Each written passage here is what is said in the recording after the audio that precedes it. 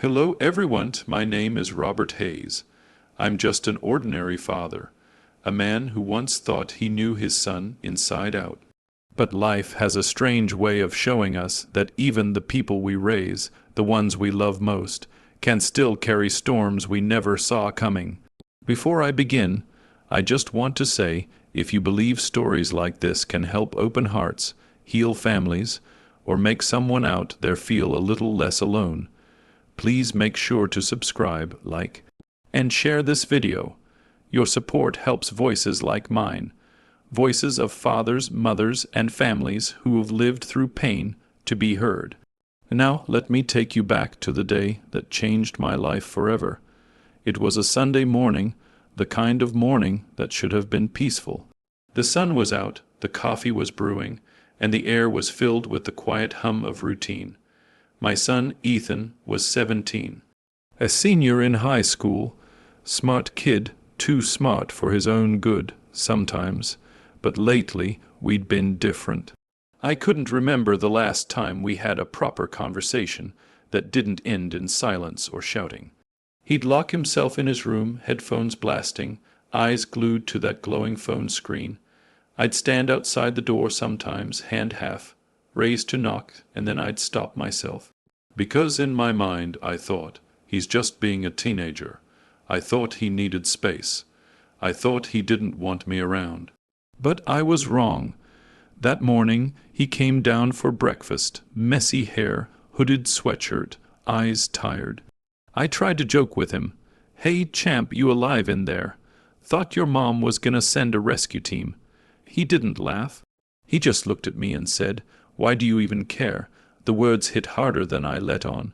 I chuckled awkwardly, stirring my coffee. "Because you're my son, Ethan. That's what dads do." He sighed, grabbed a slice of toast, and walked away. "You wouldn't get it," he muttered, and maybe he was right. I didn't get it. I didn't see the war going on inside his mind. That week, everything between us felt tense. Every little thing turned into an argument, his grades, his curfew, the friends he hung out with. I kept trying to fix him like a problem to be solved, not a boy who just needed to be understood. One night I heard him yelling on the phone, "You don't know what it's like." He shouted at someone, maybe a friend, maybe no one at all. I stood outside his door again, my heart pounding. I wanted to go in, but I didn't. Instead, I walked away, like I always did, convincing myself that giving him space was the same as giving him love. But love, real love, needs presence, not distance.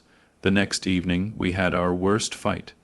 He'd missed a test at school, skipped a class, and his teacher had called me.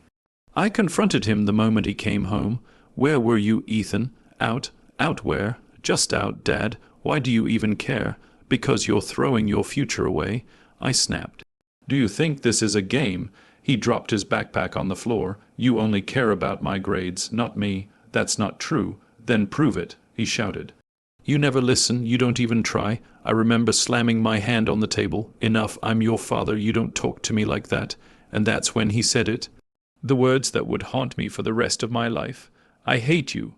The house went silent. It was like the world froze. He stormed upstairs. The door slammed so hard the picture frames rattled. And I just stood there, breathing. Breaking. I wanted to follow him, but my pride, that ugly, heavy pride, held me back. I told myself, let him cool off. "We'll talk later." Later never came. The next morning, the house was quiet, too quiet. His room door was open, something that never happened. And then I saw it. His bed was empty. His backpack was gone. But on the desk was a folded note. It wasn't for me. It was blank on the outside. I thought it was just another piece of paper. I didn't read it. I figured he'd gone to school early. Hours later, I got a call from the police. My son, my Ethan, had been in an accident. The rest of that day is a blur, sirens, flashing lights, hospital hallways that seemed to stretch forever. When I finally saw him lying there, motionless, tubes and wires everywhere, my world collapsed. I took his hand. I told him to hold on. I begged. I prayed. but some prayers never reach heaven in time. He was gone before sunset. And those words, "I hate you," echoed in my mind like a curse, over and over. Every night I replayed that moment.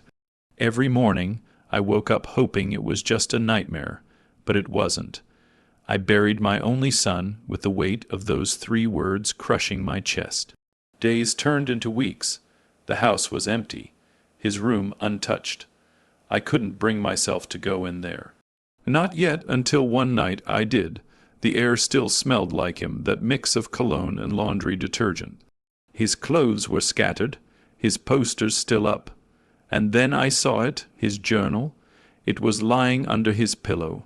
The leather cover was worn, the edges torn from use. I hesitated. My hands trembled as I picked it up. Part of me didn't want to open it. What if it was filled with anger? What if he really meant what he said? But something in me, a father's need for answers, made me turn the first page. And there it was, the truth that shattered everything I thought I knew. Pause. Soft piano music rises that night. I learned that my son, the boy who once shouted, "I hate you," had written something completely different when no one was watching. Words that would heal me and destroy me all at once. I sat there, on the edge of Ethan's bed, the silence pressing down on me like a weight I couldn't lift. My fingers brushed against the leather cover of his diary, the same one I'd seen him scribble in late at night when he thought I wasn't watching. He'd always been a quiet kid, thoughtful, sensitive. When his mother passed away 5 years ago, he built walls I didn't know how to climb. And instead of knocking them down with patience, I just built my own. Now, that diary was the only bridge left between us. I took a deep breath and opened it. The first page was dated 2 years ago. His handwriting was messy, boyish, emotional. Dad tries, I know he does, but sometimes I wish he'd just listen, not fix everything, just sit with me like Mom used to. I froze. My heart clenched so hard it hurt. I could almost hear his voice saying it, every word a quiet truth I'd ignored. For years, I thought my role as a father was to provide, protect, and push. I never realized that what he needed most was presence, not perfection. I turned the page. I yelled at Dad today. I didn't mean to. He asked about my grades, and I just snapped. I hate that I hurt him. I hate that he looks at me like I'm a stranger now. I felt a sting behind my eyes. I whispered, "No, son, you weren't a stranger." I was. Each page was a mirror. A painful, beautiful reflection of what I'd missed. I wish Dad knew I'm scared. About college, about life, about losing him too. I see him getting older, tired. I don't know how to tell him I still need him. I stopped breathing for a second. That line, "I still need him," hit harder than anything I'd ever heard. I remembered the night I caught him crying in his room, pretending to study. I'd stood outside his door, thinking, he needs to toughen up. Now I knew. He didn't need to toughen up. He needed someone to tell him it was okay to feel. Page after page, I began to see the boy behind the anger, the heart behind the silence. He wrote about school, the pressure, the loneliness, the way he felt invisible in a crowd full of loud voices. He wrote about me, about how I'd always seemed distracted, how my eyes were always on bills, deadlines, and repairs, never just on him. Sometimes I think Dad still blames me for Mom's death. Maybe that's why he's so hard on me. Maybe that's why he doesn't say "I love you" anymore. I felt something break inside me. A tear rolled down, blurring the ink. "Ethan, I never blamed you." I whispered, "God, I never did." But maybe I'd made him think I did. By shutting down, by never talking about her, by pretending we were fine when we weren't. Then came an entry dated just a week before the accident. Dad yelled at me again today. I told him I hated him. I didn't mean it. I was just angry. Angry at life, at losing Mom, at everything. I saw his face when I said it, the hurt in his eyes. I wanted to take it back, but I couldn't. So I slammed the door and cried into my pillow.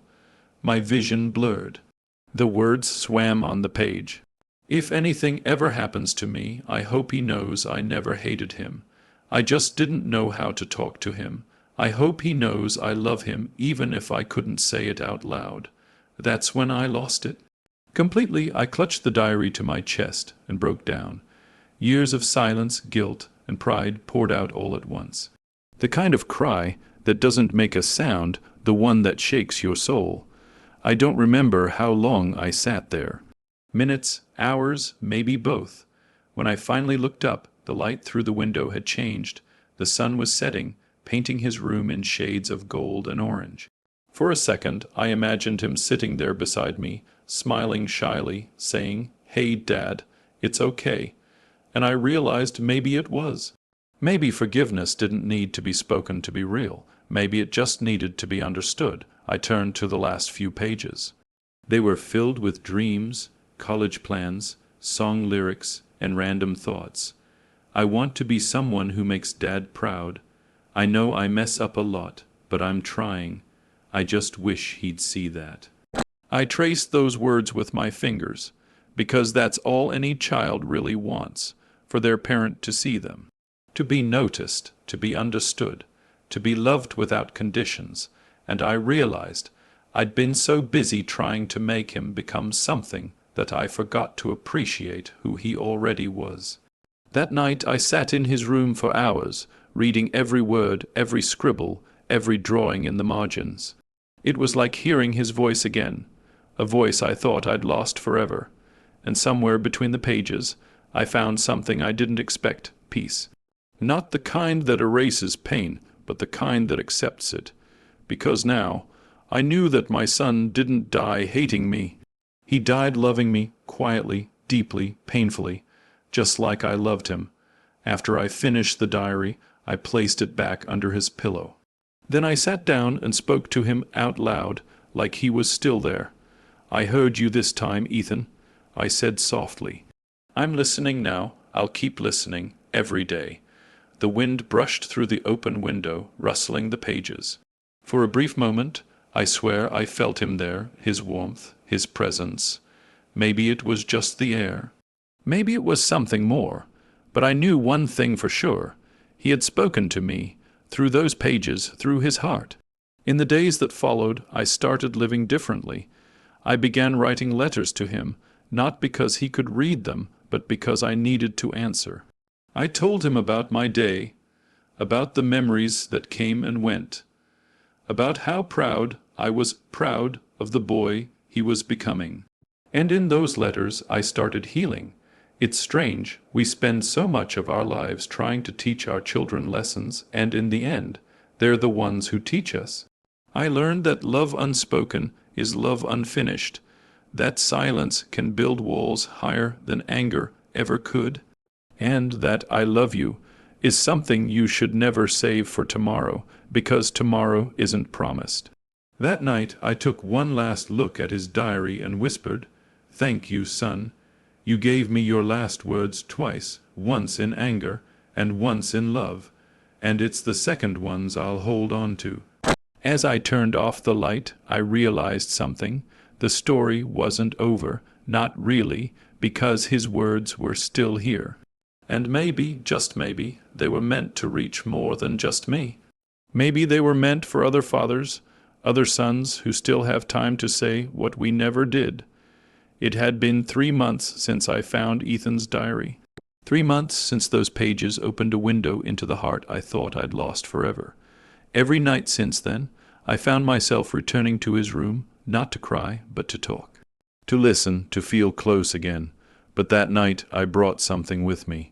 A blank piece of paper. A pen and a heart full of words that had been trapped inside me for far too long. I sat on his bed, the sheets still neat, untouched since the last time he'd laid there, and whispered, "This one's for you, son. The letter I should have written when you were still here." And I began to write, "Dear Ethan, I don't even know how to start this. I've written and torn this page a dozen times already. Just like I tore us apart, a little more every time I let my silence speak louder than my love. You told me once, well, you wrote it, that you wished I'd just listen. I'm listening now, and I'm sorry it took losing you to finally hear you. I used to think being a father meant keeping my feelings buried, like showing emotion would make me weak, or make you think I wasn't strong enough to guide you. But now I realize real strength is in letting your son see your tears, so he knows it's okay to shed his own. Do you remember when you were 6, and you climbed that oak tree in the backyard? You got stuck halfway and yelled for me. I told you to hold on, that I'd come get you, but you didn't wait. You jumped straight into my arms. That's what I miss most, Ethan, the trust, the way you used to believe I'd catch you, no matter what. Somewhere along the way, I stopped catching you. I let you fall into your pain because I was too busy trying to fix it from a distance. I hate you, those were the last words you said to me. Do you know what it felt like, hearing that from the person I loved most? It broke something I didn't even know could break. But now I understand. You didn't hate me. You hated the silence between us, the pressure, the fear, the way life pulled us in opposite directions, and I didn't fight hard enough to pull you back. And for that, my boy, I'm sorry. You once wrote, if anything ever happens to me, I hope Dad knows I love him. Well, I know now. And I'll spend the rest of my days loving you back in every way I never said, every hug I never gave, every I'm proud of you I never spoke aloud.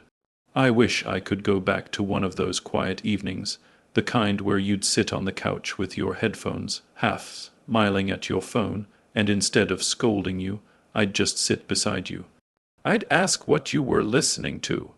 I'd tell you your music wasn't noise, it was you. And maybe then you would have told me what was really playing in your heart. But I can't go back. All I can do now is promise that I'll never let another day pass without telling people I love them. Because your story, Ethan, didn't end with you. It started something new in me. When I think of you now, I don't think of the accident. I don't think of the hospital or the goodbye I never got to say. I think of your laughter. I think of your late-night cereal runs. I think of how you used to fall asleep during movies halfway through, and how I'd pretend to be annoyed just to cover the smile on my face. You were my son, but you were also my greatest teacher. You taught me that love isn't measured in words spoken when it's easy, but in words remembered when it's too late. The father pauses, his pen still in his hand. He looks toward the empty chair by the window. You know, Ethan, I kept your diary close these past few months. Not just because it's all I have left of you, but because it reminds me that even when I thought I'd lost you, you were still reaching out, still trying to love me in your own way. It makes me think maybe you knew I'd find it, maybe this was your way of saving me. I remember the night after your funeral, I sat in this very room, holding your old baseball glove. I couldn't even cry. I felt empty, numb. I'd spent so long being the strong one that I forgot how to feel. But now I feel everything. And I thank you for that. I used to wonder what I'd say to you if I ever got one more day. Now I know. I'd tell you I love you not because you were perfect, but because you were mine. I'd tell you I'm proud not for what you achieved, but for who you were when no one was watching. And I'd tell you you saved me even after you were gone. Love, Dad. That's how I ended the letter. Simple, honest, the words I should have said every night. I folded it neatly and placed it beside your diary under your pillow. And for the first time in months, I smiled, because it felt like you'd finally heard me too. The next morning, I did something I hadn't done in years. I walked out to the backyard, the same place where you used to chase the dog, where your laughter used to echo against the fence. The old oak tree was still there, strong, silent, still reaching for the sky. I knelt down and buried the letter under that tree, the same one you once trusted me to catch you from. And as I covered the soil, I whispered, this time, son, I caught you. I caught your words, your love, your lessons, and I'll never drop them again. That day, I made a decision.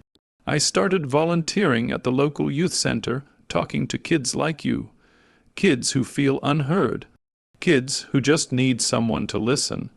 I tell them about you sometimes, not your story, not your pain, but your courage to write, to feel, to speak when you thought no one cared. And every time I do, I feel you beside me, in every laugh, every tear, every moment of truth. You became more than my son, Ethan. You became my reason to change. Some nights I still sit by your window, watching the stars. And I imagine one of them is you shining a little brighter, because you see me finally becoming the father you always believed I could be. If you can hear me, Ethan, I hope you know this. I don't carry guilt anymore.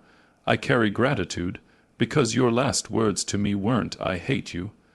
They were "I love you." Written in ink, hidden in the pages of your heart, and now I write mine back in every breath I take. Soft music fades, voice lowers into reflection. Sometimes love doesn't end with goodbye. Sometimes it begins there. And mine for you, son, it's only just begun. It's been almost a year now since I buried that letter under the old oak tree. 1 year since I whispered my final "I love you" to the soil that holds both my grief and my healing. The seasons have come and gone since then. The tree has grown taller, its branches stretching wider, its leaves dancing freely in the wind. Every time I look at it, I think of you, Ethan, not as the boy I lost, but as the man I still carry with me. I started calling it the Tree of Promise because that's what it became, a promise to live differently, to love louder, to listen deeper, to never let silence win again. After you left, I didn't know how to face people. I'd cross the street to avoid neighbors, pretend not to see familiar faces in town. Everyone meant well, but their pity cut deeper than their words. Then, one afternoon, I saw a flyer pinned to the grocery store bulletin board. It read, "Youth Mentorship Volunteers Needed Help a Teen Find Their Voice." I must have stood there for 10 minutes, staring at that piece of paper. Something inside me stirred, a small voice that sounded like yours whispering, "Do it, Dad." So I did. My first day at the youth center felt strange. The room smelled like old books, dust, and nervous energy. A group of teens sat around, pretending not to care that a middle-aged man had just walked in. Their counselor, Maria, smiled at me. "Mr. Hayes, these kids could use someone like you. Just to talk to them. Listen, that's all. Listen." That word again, I nodded. I can do that. There was one boy in the corner, hoodie up, head down, scribbling on a notepad. He reminded me so much of Ethan it hurt.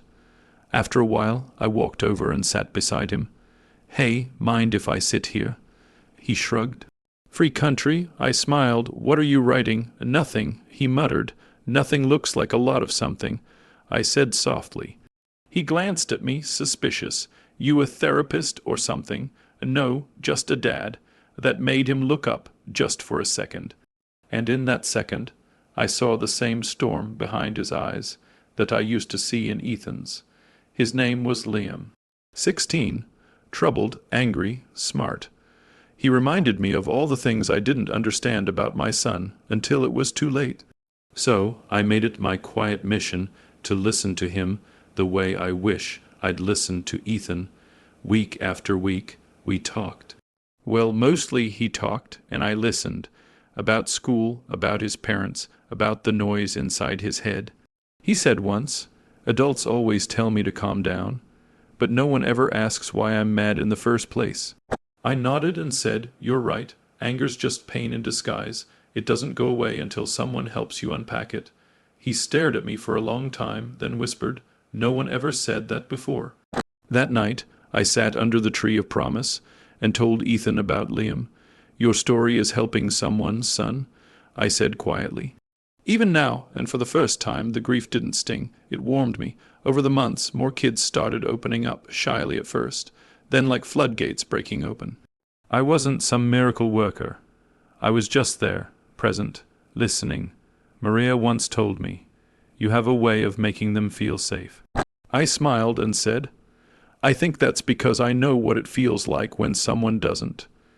In the spring, I decided to do something special. I organized an event at the youth center called Letters to the Sky. We gave every teen a blank page and told them to write something, anything they wished they could say to someone they'd lost or someone they couldn't talk to anymore. When they were done, we tied the letters to small balloons and let them drift into the evening sky. As I watched those letters rise, the sunset painting the clouds in gold and violet, I thought of you, Ethan. I whispered, "One more letter, son, but this time it's not from me. It's from every heart you helped heal." Liam came up to me afterward. "Hey, Mr. Hayes, yeah, thanks. For what? For not treating me like a problem." I smiled. "You're not a problem, Liam. You're a person." He looked down and said quietly, "My dad never said that to me." I felt my throat tighten. I put a hand on his shoulder. "Then I'll say it until he does." He nodded, trying not to cry. And in that moment I saw Ethan again, in that boy's brokenness, in his need to be seen. Life has a strange way of giving second chances, even when you think it's too late. I didn't get mine with Ethan, but maybe this, helping other kids, was my second chance. And every time I see one of them smile, or open up, or take a step toward healing, I feel like Ethan's smiling too. Because his story didn't end with tragedy. It became a bridge connecting one father's loss to another child's hope. Last week, something beautiful happened. I went to visit Ethan's grave. I brought fresh flowers, sunflowers, his mother's favorite. And when I got there, I found something unexpected, a folded piece of paper, weighed down by a small rock. It wasn't from me. I picked it up and unfolded it. The handwriting was unfamiliar, messy, rushed young. It said, "Dear Ethan, Mr. Hayes told me about you. He said you were kind, brave, and that you helped him be a better dad. I just wanted to say thank you. You helped him save me." In Liam, I sat down beside the headstone, tears falling freely, but this time they weren't from pain. They were from pride. "See that, son?" I whispered. "Your story still matters." That night I went back to the tree of promise. The air was cool, the stars clear. The branches swayed gently, almost as if waving. I sat beneath it and said, "Ethan, I made a promise to live for both of us, and I'm keeping it." I looked up at the stars, and for the first time in years I didn't feel alone, because you were there. In the laughter of those kids, in the whisper of the leaves, in every word of every letter written to the sky. You know, people say grief fades with time, but I've learned it doesn't fade. It transforms. It turns from something that crushes you into something that carries you. My grief became a guide. It led me to others who needed light in their darkness. It taught me that even from pain beauty can grow. Just like that tree outside, strong, rooted in love, stretching toward heaven, my tree of promise. Music swells softly, the tone becomes peaceful, hopeful. If I could speak to every parent listening right now, I'd tell them this: don't wait. Don't assume they know. Say the words. Listen when it's uncomfortable. Love when it's hard. Because one day, all that'll be left are the echoes, and you'll wish you'd filled them with something softer than silence. That's what the tree of promise taught me. That love, once planted, never dies. It just changes shape. From words to memories, from loss to legacy, and Ethan's legacy lives on. A full 2 years have passed since I lost my son. 2 years since the world stopped for a moment, and then, slowly, began to move again. In the beginning, I didn't think I'd ever see light again. But now, every morning when I wake up and pull the curtains open, the sunlight streaming through the window feels different. Softer, kinder, like it's trying to tell me something. Maybe that's Ethan reminding me that the world didn't end when he left. It just changed form. The tree of promise in the backyard has grown taller than the roof now.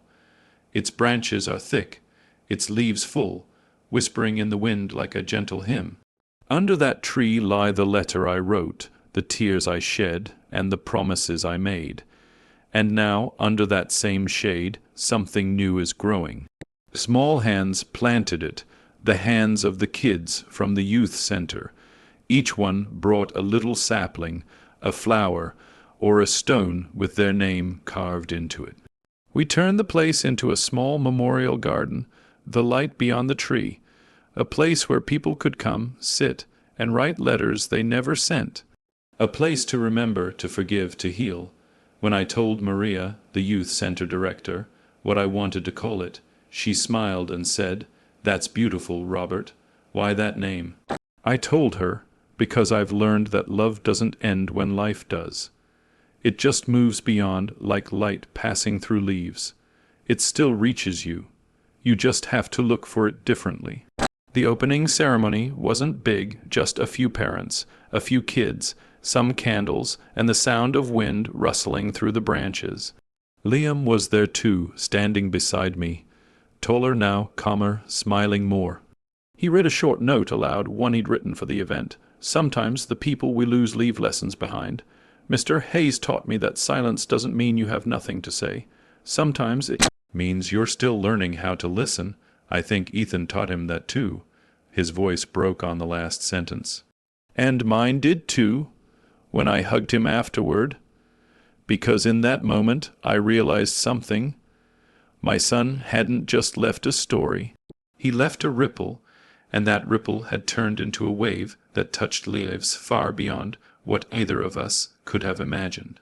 After the ceremony, as the sun dipped low behind the trees, I sat on the old bench near Ethan's oak and closed my eyes.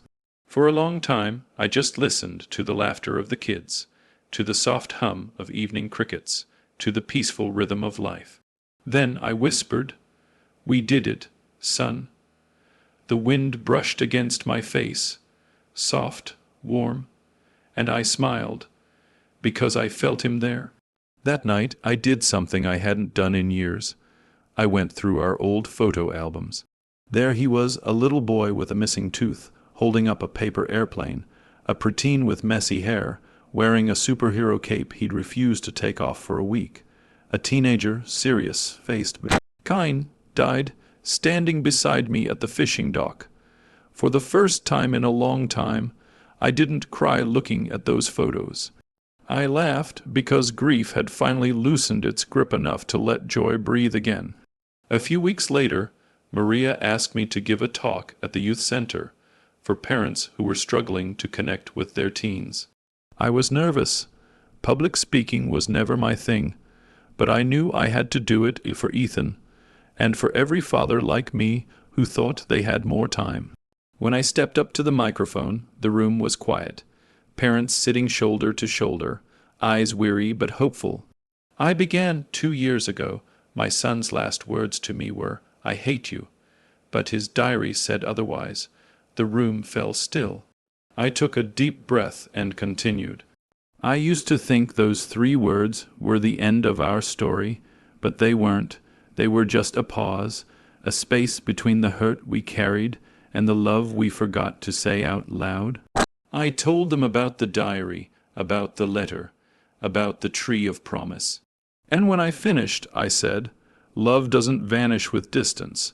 It waits quietly, patiently, for you to speak again. So go home tonight, knock on your child's door, sit down, don't fix, don't preach, just listen. Sometimes that's all the love they need." When I stepped off the stage, several parents hugged me through tears. One mother whispered, "You saved my family tonight." I smiled softly and said, "No, ma'am, my son did." Weeks turned into months, and life found a gentle rhythm again. I still visit Ethan's grave every Sunday, not to mourn, but to talk. I tell him about Liam, how he's thinking of applying to college. About the other kids, how they're writing their own stories now, filled with hope. And sometimes I even tell him about me, about how I'm learning to live again. Because life didn't stop the day he left. It just changed paths, and he's still walking beside me, only now he walks in silence. One evening I sat under the tree of promise as twilight painted the sky pink and gold. I noticed a small sprout near the base, a new seedling, born from one of the fallen acorns. It made me smile. Guess you've got company now, buddy. I whispered. Looks like life keeps finding a way. I thought back to everything that tree had witnessed, my sorrow, my anger, my regret, my peace. It stood through every storm, every tear, every prayer. And now it stood as a symbol of love reborn. That night I wrote one last letter, not to bury, not to send, but to keep. Dear Ethan, it's been 2 years, but somehow it feels like yesterday and forever all at once. I used to think losing you was the worst thing that could ever happen to me. But now I realize it wasn't an ending. It was a beginning, one that taught me what love really means. You were my son, my greatest gift, my greatest lesson. Through your silence I learned to listen. Through your anger I learned compassion. Through your absence I found purpose. I see you now in the laughter of the kids, in the wind through the branches, in every sunrise that touches the leaves of our tree. And when it's my time to go, I know where I'll find you, not in sorrow, but in light. Until then, I'll keep living for both of us. I'll keep loving louder than before, because you showed me that love doesn't end. It just changes shape and keeps shining beyond the tree. Love, Dad. I folded the letter and placed it in the wooden box with his diary and my first note. Then I closed the lid, not as a goodbye, but as a promise kept. Because the story of a father and a son never truly ends. It simply turns into legacy, one that lives on in every word, every act of kindness, every heart that chooses to love before it's too late. And if you're listening right now, if you're a father, a mother, a son, or a daughter, please don't wait for silence to teach you what love sounds like. Say the words, hug a little longer, listen a little closer, because love isn't forever unless you give it today. For Ethan, for every son, for every father still learning to speak love before it's too late. This was my story, and now it's yours too.